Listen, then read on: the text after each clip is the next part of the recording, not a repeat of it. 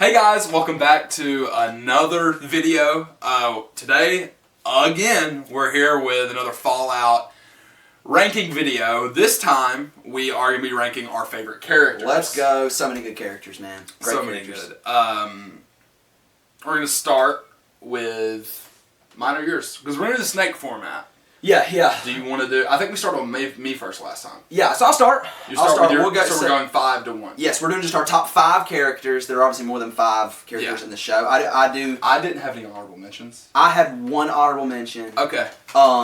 My only honorable... Well, I had one honorable mention, and I had one that I wanted to point out was the worst character in the show. Okay, number 1... okay. I didn't know we were doing that, man. The honorable mention... Well, it's more of a joke. The honorable mention that I had actually... And it's more of... If I was ranking the characters, I don't even know if she'd be number 6. But it was just... I wanted to point out something about her character. My honorable mention was Betty. The overseer of 33. Yeah. We didn't get to know a whole lot about her character. It isn't like we saw a ton of her character. That actress is great. I love that actress. That's Blind Owl. Yeah, Deadpool. And Deadpool and Wolverine coming soon. And we will definitely. Absolutely. And something about the way that she portrayed the character was like haunting. Dude. It was freaky. It was like every time she had a conversation with Norm, you knew she knows things that we don't know. Yeah, you know? And obviously she did. And it was also like I don't even know if manipulative. That's a word. It wasn't necessarily that. It was just, it was like man, it's just haunting. And I think a lot of the things you said in our episode ranking video about a lot of the reasons you loved episode 5, all the stuff that gave you chills, like you know, she played a big part in that. Oh, she did behind all that. Yeah, and so, man, like something about just the way she portrayed that character. Every time I saw her, I was just like scared for some reason. Not scared in a way that she's going to physically hurt anybody, but just scared because it's like, what has she really done? Yeah. Because she's done some things. Or at least knows. Yes, exactly. You know, what is she withholding? Exactly. So I thought her character was great. I thought that actress did a really, really good job. So that was my honorable mention I would point out. The worst character in the show is Bud Askins, by the way. He's the worst character in the whole show. Bud Askins can kill himself. No, I'm just kidding. That was a joke. He's a fictional character. It's not that deep. Bud Askins was the idiot in the flashbacks that was always like bugging Cooper. Just annoying. Yeah. You know, he was obviously the guy who was him and Cooper's wife were representing Vault-Tec in the meeting. In the finale. Oh my gosh! Every time he was on the screen, I just wanted to punch him in the mouth. I mean, he was just so annoying. Obviously, he was written that way. Yeah. But I just wanted to point that out. I thought that was funny. All right, so let's get into top 5. My number 5, I'm not even gonna say anything. My number 5 is Thaddeus. Okay. Okay. I love Thaddeus. Great comic relief, right? Every time he's on the screen, I was laughing. Obviously, he didn't play as big of a role as many of the other characters in the show, but I just, especially in that episode 7, where he gets shot through the neck, and then he has some lines that are just really, like, I had me genuinely, like, laughing. You know, it was just really funny when he's like, you know, when Maximus is like, look, give me the head, I'll cover for you. And he's like, you would do that for me? Yeah. You know? His voice like shakes, you know, and Maximus is like, just give me go, run. And Maximus is like, okay, looks, and as he's running, he's like talking to Liz, like, nice to meet you, you know, and he like runs off, you know. He's funny. I really liked, he was just a likable character, dude. He was a lovable dude. I think that he had a lot of redeeming qualities. That scene was like so randomly wholesome. That first scene he had with Maximus in the desert before he knew it was Maximus, he thought it was Knight Titus, and he's explaining his relationship with Maximus. He talks about how he was the guy who used to get bullied and get beat up all the time, and he was like, so one day we got this new group, and I thought, hey, why don't we beat up that guy? And then I became popular, then I had friends, and I was cool, and he was like, I just wish that he would have lived long enough to be able to beat up somebody else. You know, that only seems fair. I just, not a major character, not a character that I'm, that I'm super duper attached to or anything, but I really liked his character, and I really did like the way, because the first episode when you see him in the Brother Steel scenes, you just think this guy's a douche, you know what I mean? And he's really not, you know, he really isn't. He just had to be that. He had to put on that face while he was there, so he wouldn't be the guy that was getting beat up and getting bullied. So that's my number 5. All right, well, my number 5 is Norm. Norm. That little coward. That little coward. He's a coward in the first couple of episodes, or the first few times we see him, and then I mean the tides turn in that meeting that you were talking about, where he's like, "Why don't we do to them what they did to us?" Yep.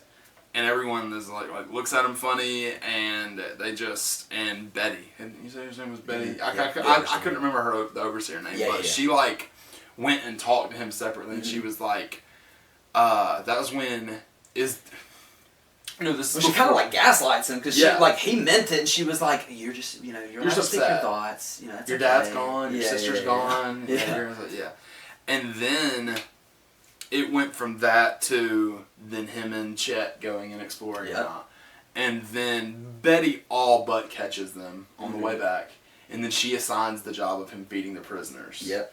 And you can see like this bitterness and kind of like just, I don't know if it's as much as a hatred, but every time he feeds the prisoner, prisoners, it just seems like he wants to kill them. Yeah. And poison them. Because I think he mentioned something like that one time where he was like, he said something about he could do something to the food. And, like, and it's like he wanted to.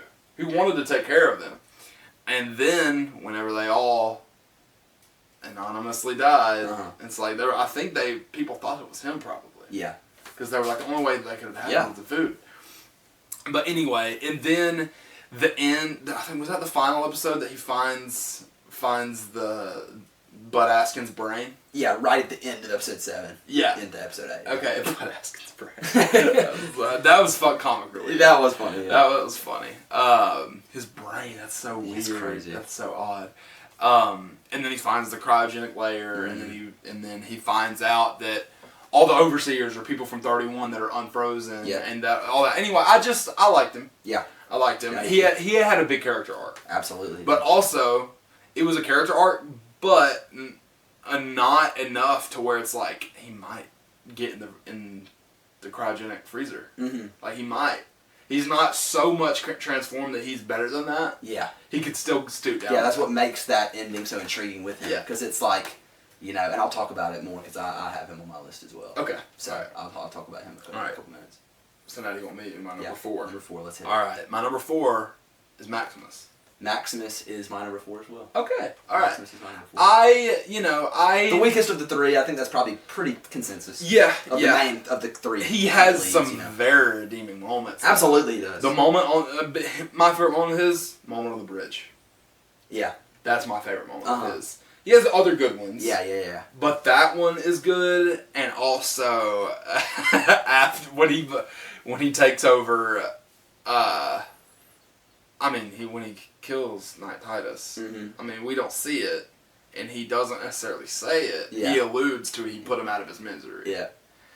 But like he stops for a second. He's like, if I return now, they're gonna kill me either way. Yeah. Why don't I do some good? Yeah. Why don't exactly. I do what I can do? Yeah. And I like that a lot. Yeah. That was almost like a moment where it's like he had to be a little bit dark to shed some light. Yeah. You know what I mean? I like that a lot. Yeah, I really enjoyed his character. I thought that was some of my favorite stuff with him was early on with Knight Titus and that bear, the freaking cocaine bear or whatever.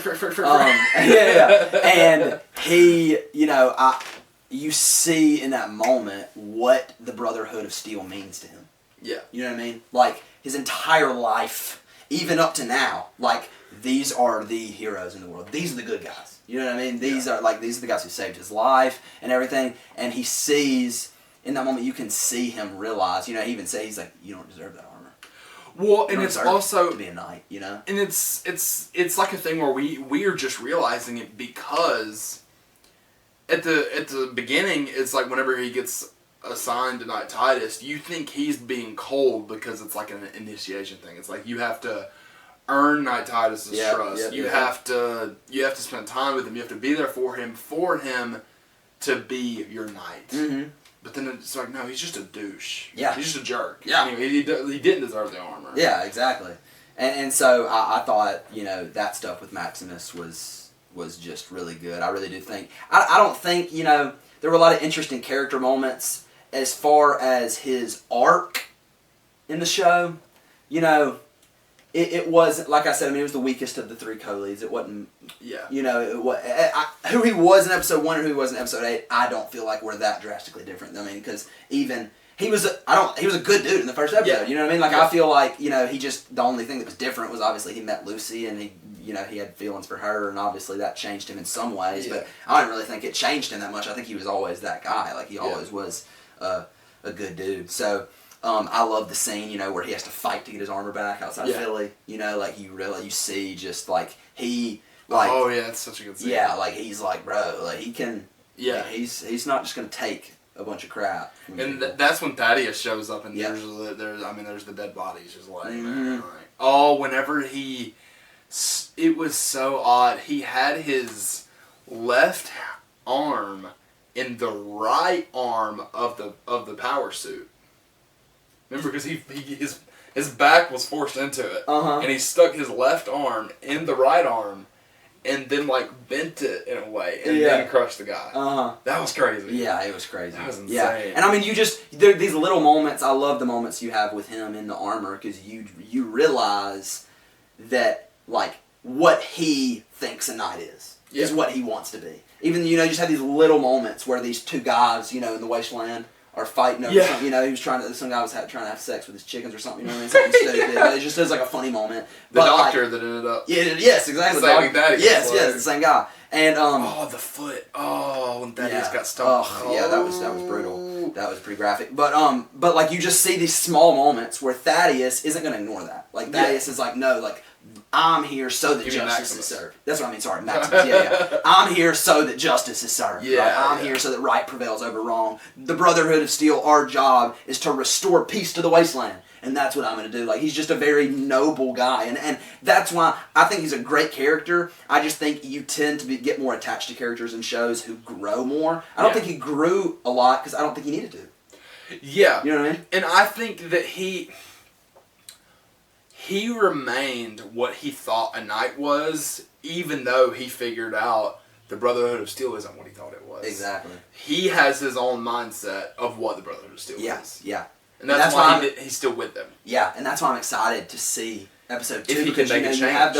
You have those kind of those illusions, those conversations he has with the guy that's in charge of the Brotherhood of Steel in the season finale of Maximus being the guy. We can do this together. And so I'm interested to see how all that develops and everything. But yeah, great character. Loved his character. So Maximus is both of our number 4s. Okay. My number 3 is Norm.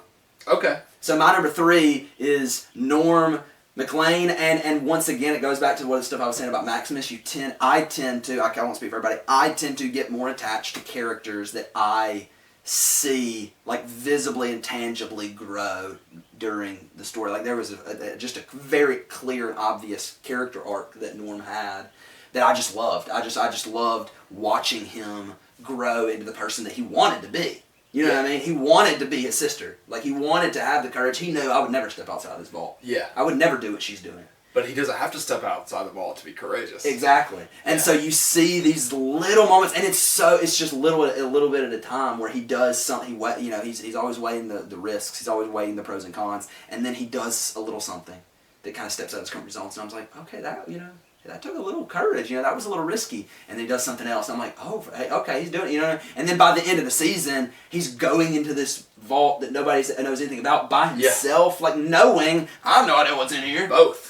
Well, I see what you're saying. Yeah, he contacted the Vault 31 leader and went in there, pretended to be, Betty, and went in there by himself, not knowing what's going to happen, you know what I mean? I loved his growth, and I'm so excited for him and Lucy to be reunited, if they are, obviously. Yeah. I hope they are at some point, because I'm excited, in a weird way, I'm excited for her to see who he's become. Because he wants to be that person for her. And he's going to be taken aback when he sees what she's become. Exactly, yeah. And so, it's just so full circle with him, because, in a way, in the vault, everybody's kind of a coward in the sense of the word. But him more than at the beginning, pretty much everybody's at least fighting back. He's hiding under a picnic table, curled up in a ball. He's legit, he's the coward, He's and he obviously owns up to that, and that's the first step towards growth, is admitting, I'm a coward, you know what I mean? Yeah. And then, but already by the beginning of the season, you see that his courage has already surpassed Chet's. Yeah.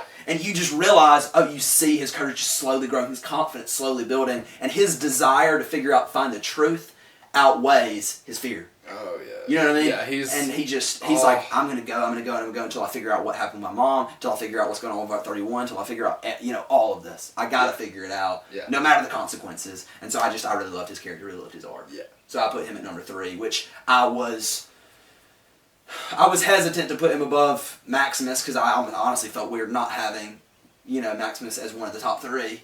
But I just really like Norm, so I was like, yeah, I think I do like Norm more than Maximus. I like his arc more, so I put him at 3. Yeah. Okay. I agree. Now I'll tell you right now, I'm extremely interested to hear what this brother has to say, because I don't have any clue. I don't who your other top 3 is. Okay. Like obviously I know 2 of them, but I don't. Okay. I have no idea. All right. You haven't looked at my paper, have No. you? All right. I have a paper sitting over here that I'm like kind of reading off of. Okay. What? Why are you laughing? Spit it out, dude. I know. I'm sorry. All right. My number 3 is Cooper Howard.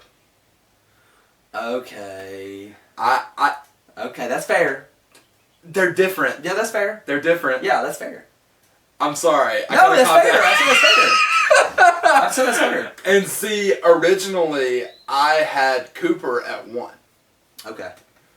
So like last night when I was writing my list, I wrote Cooper as 1, but I got to think about it more, and I put him at 3. Gotcha. Okay. And that might be a cop out. Y'all might think it's a cop out. Let us know down below in the comments what you think about that. It could be. Would you, if you were ranking characters, would you have Cooper Howard and the Ghoul separate or together? What do you think? Let us know. Go ahead. Okay. And I think that they're separate. Yeah. I do. Because I know what you talked about in one of the videos that we did was you said that it's the monster, but then it's the same person. Yes, there's a monster and then there's the same person. And I agree, they are the same in that physical sense. It's this, like I said, I explained it as the dilemma between that isn't the person anymore. Yeah. But if you kill that monster, you do kill the person too. Yeah. You know what I mean? So it is this weird. Yeah. Which I will say, the Ghoul obviously retained more of his personality than like a legit monster. Like a zombie in The Walking Dead or like the Quarry or something like that. He did. But anyway, I had Cooper at 3 just because, and this is strictly basing everything we see in flashbacks. Yeah. And you just got a man that loves his family. He really does, man. And he just wants the best for his family, and he just wants to provide. He wants to... A veteran? Yeah, veteran. He was in the Great War. Yep. That's what they call the Great War. Yeah. And, it's just what you think is of a patriotic man. Yeah. At that time. Yeah.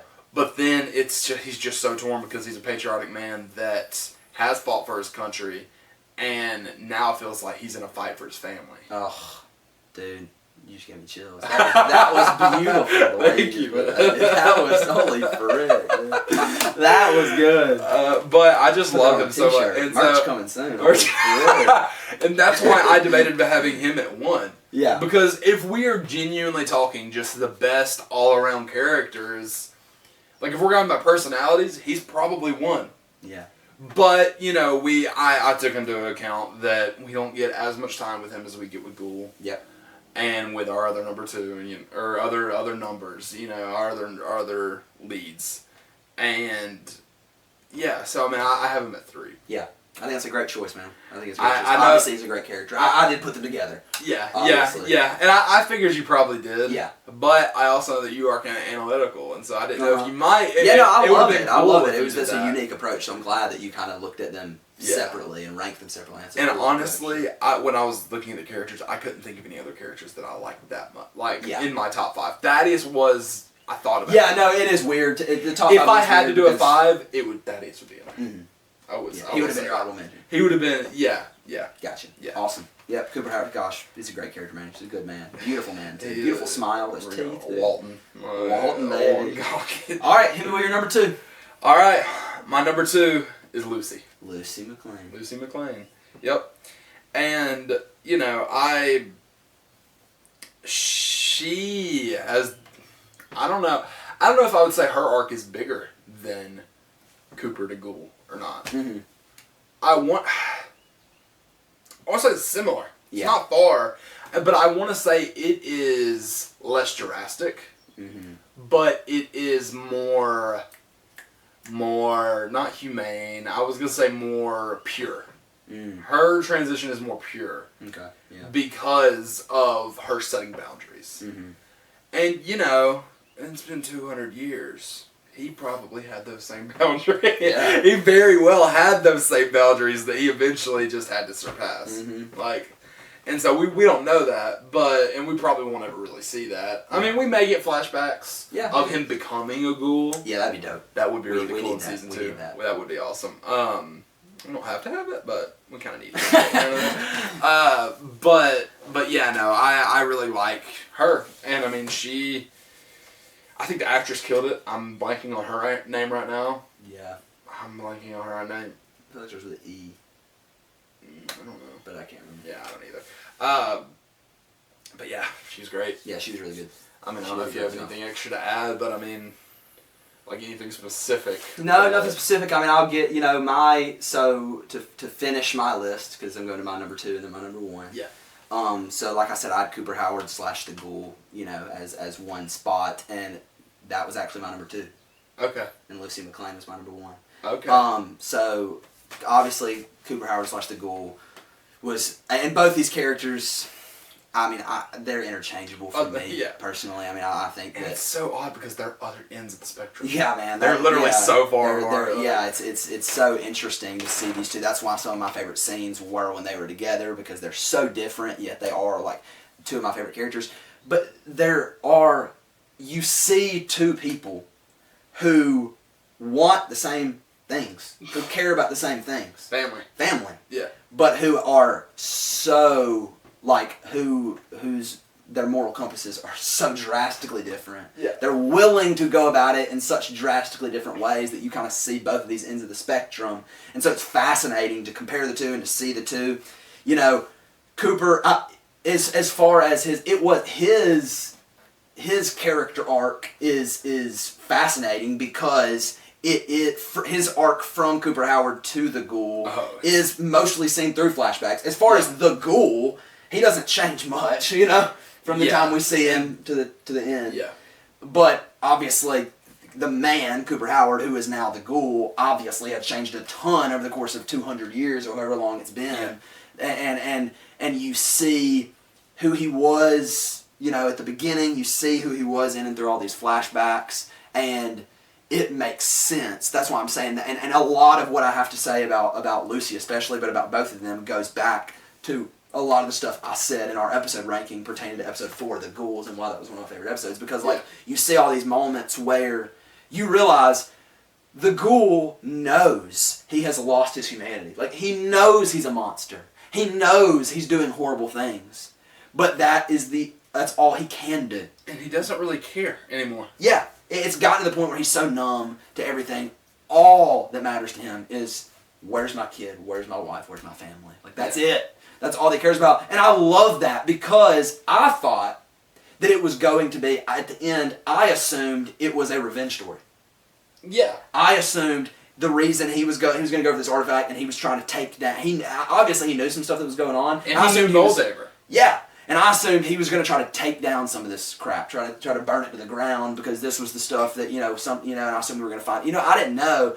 I loved the direction they went. I'm glad it wasn't, and it still would have been good and justifiable, but I'm glad they didn't go the route of him just wanting to get revenge, wanting to get vengeance, and wanting to kill these people that he viewed as evil. He's not the morality police, right? No. By any stretch. It's literally his family. That's all that matters to him, is his family, and even just these small character moments that you see with him in and through, the littlest things, like when he, we mentioned when you see that scene, it's the first flashback you see in episode 3, where he's filming that Western, and he stops the filming and tells the guy, he's like, I don't want to kill this guy, that doesn't seem like my character. And you realize he's such a good man from a moral standpoint that he doesn't even want his characters to kill a bad guy. You know what I mean? He doesn't want his character to kill a bad guy. And then literally just one episode later, you have that scene of the Ghoul sitting in the compound. Yeah. And he puts in that, that VCR in the little TV. And it's that Western. But it's the actual scene they ended up filming, and it shows him, just putting a bullet, into that commie son of a, what I mean? It has a lead taste, what I mean, or whatever. And he's just sitting there watching it, and you see the parallel between, that's who he is now. In real life, that's who he is now. Yeah. And so, obviously, his story was great. And that, I would assume that the internet consensus pick would be him as the number one character. I would say he's the fan favorite, I'm sure, and I have no problem with that. I love the character. Like I said, these were interchangeable. Maybe deep down I just put Lucy at 1 because I wanted to be a little different. You know what I mean? I don't know. But Lucy McLean is my number 1. She was obviously, I mean, the obvious thing is she's obviously the most relatable character in the show for us. She's the closest to a normal human being. Yeah. You know what I mean? In the wasteland. And I thought her character arc was my favorite in the show. And for a lot of the reasons that I explained in our episode ranking when I talked about episode 4, it's this idea that she knows I can't be the same Lucy I've always been. Like the way she said all along, you know, our job, the vaults, what we're gonna do is we're gonna bring civilization to the wasteland, and we're gonna restore, we're gonna bring the world back, you know.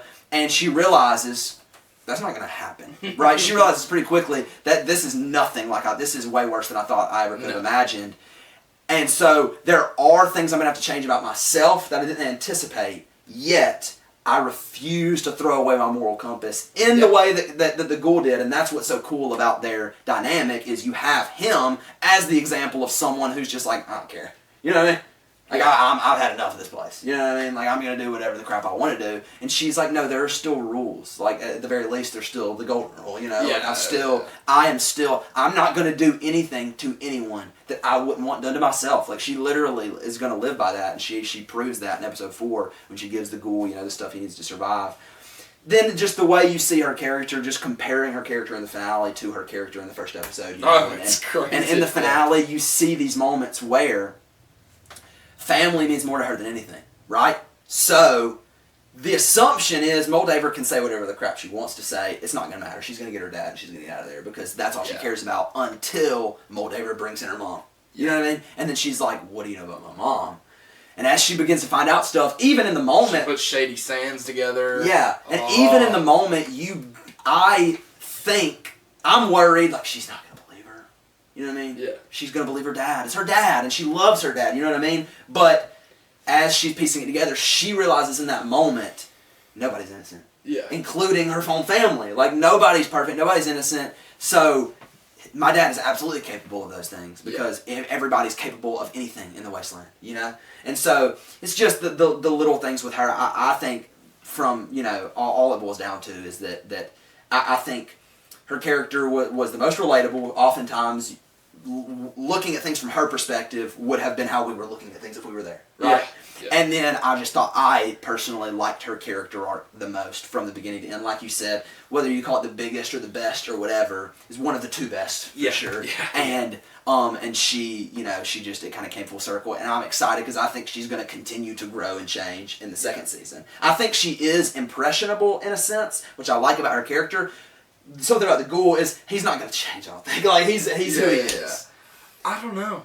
I mean, change in what ways? You know what I mean? We can talk about that some other time. I'm saying, very generally speaking. Yeah. I can't, even his if he approaches. Even if he gets his family back, I don't think there's any way he changes back into someone who thinks, you know, killing someone is wrong. Oh, you know what I mean? No. I'm thinking but more. But Lucy is the type of person where there could be a moment that swings her far in one direction, and then another moment that swings her back the other direction. And it's just so interesting to see because that's real. It just feels so real. It feels like that's how I'd be if I was out there, you know what I mean? Well, and it's real given the circumstances. Yeah. It's real given the fact that her dad has lied to her whole life. Yeah, and that's why these two characters are so fascinating, and that's why this whole, you know, anytime you have a fictional world where society and civilization has crumbled, and inevitably laws and morality in a sense crumbles with it, it's interesting to me. That's one of the reasons why I love The Walking Dead. Like, we love The Walking Dead is because there's this question of what's too far? Is anything too far? Yeah. Like, you know what I mean? Like, it's just, there's no rules anymore. You gotta do what you gotta do to survive. That's rule number one. And so, you know, I love the show, obviously, and love both of those characters. I ended up having, you know, Lucy slightly above the ghoul / Cooper Howard. So.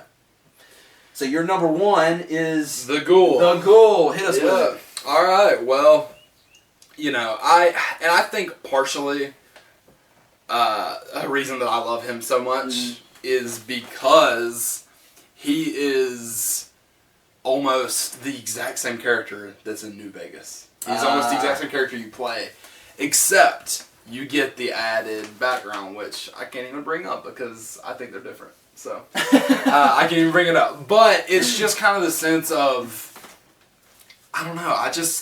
There's something about the,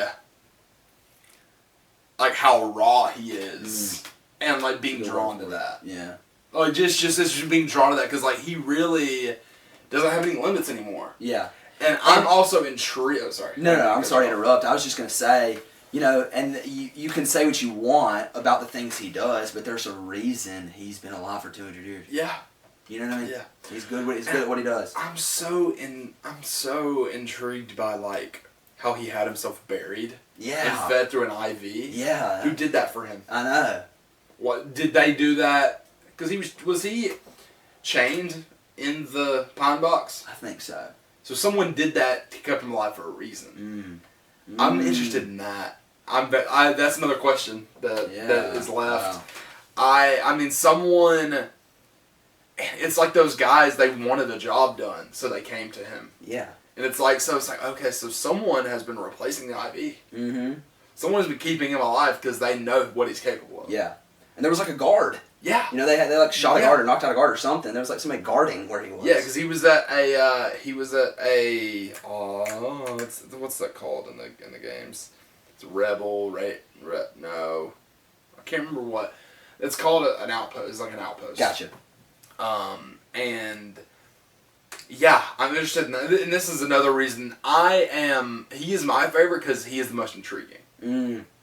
I can't argue that, yeah. He's the most intriguing because of, what happened with all that. Also, like we mentioned a second ago, I would love to see him becoming the Ghoul more. Yeah. Not just... I want to see that period of time. I want to see a flashback from like 100 years ago. Because we see him being the great man, Cooper Howard. Yeah. We see him being the complete loss of humanity, pretty much, the Ghoul. Complete loss of any kind of morale to do whatever.